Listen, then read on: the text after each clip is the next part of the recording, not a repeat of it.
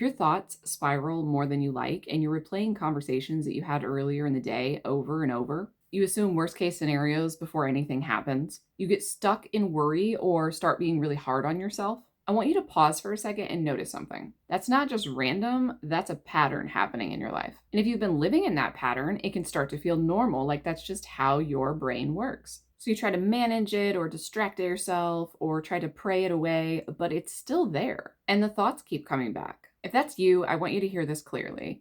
You're not crazy, you're just human.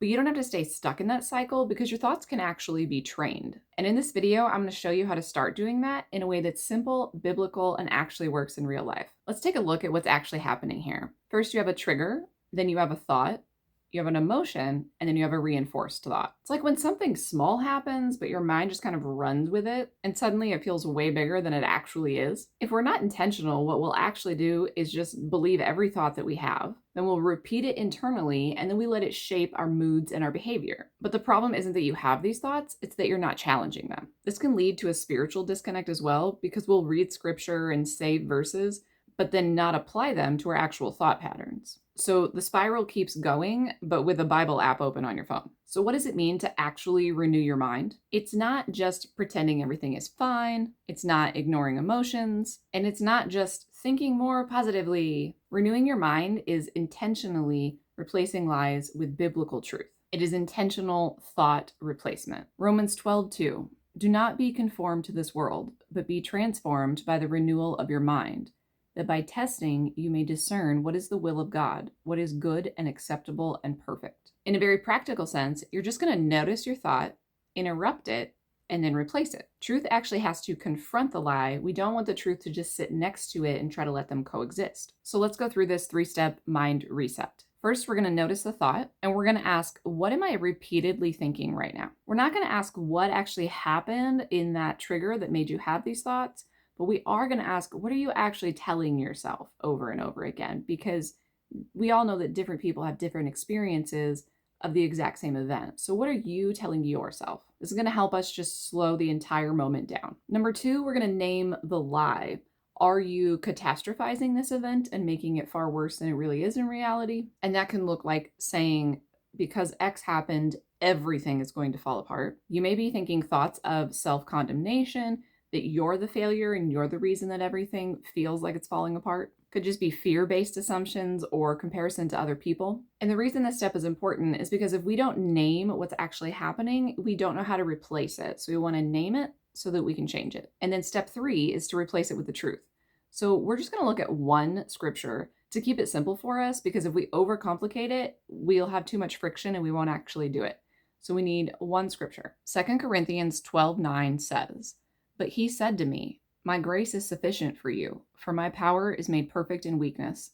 Therefore, I will boast all the more gladly of my weaknesses, so that the power of Christ may rest upon me." So when we're thinking, I'm failing, everything is going to fall apart, or I'm not enough, we can come back to that 2 Corinthians 12:9 verse. Because inserting a biblical truth into that anxiety spiral is going to weaken the repetition of that spiral. Whatever we repeat the most is going to be the thing that grows the most in our mind.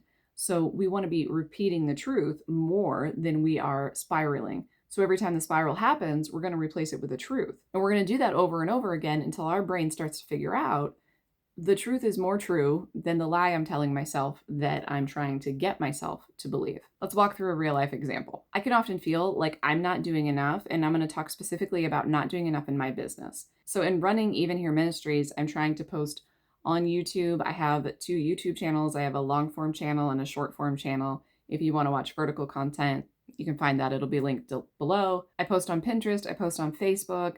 I'm trying to be in a lot of places because that's how you run an online business these days. But what can creep in is the thought that I'm not on TikTok and I don't really keep up with my Instagram. And should I start a Substack or a Patreon? And it just starts to spiral out of control. And then it's like, well, no one person could do any of these things. This is way too much. So if I go through the process and I interrupt those thoughts, the first thing I'm going to do is to just notice, I have been thinking this all morning. I have been feeling like I'm behind and I should be doing more. And then step 2, I just need to name, where is that coming from?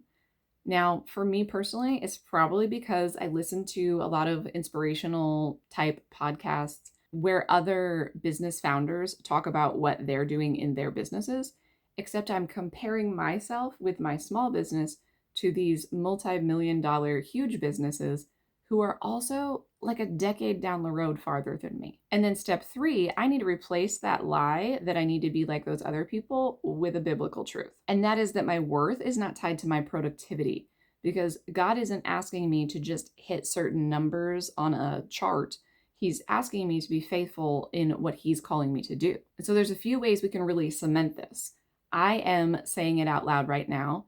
I think that it would be a great exercise to write this down and journal about this and see if there's any other comparison traps that I'm falling into, and if I want to replace that. And then I'm going to want to replace that with a biblical truth to get out of that trap. And I'm going to be able to come back to it repeatedly and remind myself, because I'm not just going to have this thought one time and master it and move on. I'm probably going to have it come up again. So I need to know when it does, what do I do about it? And you may have to replace the same thought 20 times a day. But that's not failure, that's training. You're both retraining your thought patterns and your spiritual reflexes. So why do all this? What's going to happen over time? Well, I can tell you that more than likely nothing is going to happen the first time you do it, because this is about putting in the reps, just the same as you can't just eat one healthy meal or go to the gym one time and see a physical transformation. You can't just do this one time and see a spiritual transformation. Typically, over time, you're going to see that your general anxiety is going to decrease, because you're going to stop living in these anxious, stressful thought spirals. And your emotional reactions to things are also going to slow down, because you're going to see an event pop up and go, oh, I've already dealt with this one before. I kind of already have a plan on what to do. And when reactions slow down, now you can actually thoughtfully respond with intention. And the foundation of your identity is going to become more stable, because we're building on that rock. Peace isn't always automatic, but it is a practice. Your mind is wired to believe what it is constantly fed. So if you're feeding your mind more and more fear every day, you're going to feel more fear. And if you're feeding it more and more truth, you're going to feel more stability. If you're looking for a more guided path through this kind of a thing, check out the description below, because I have some free resources linked that I think could be of great value to you. Leave a comment down below and let me know, what thought do you struggle with most often? Remember, you don't have to believe every thought that you think, and your mind can be renewed, and you can reset it one truth at a time, even here.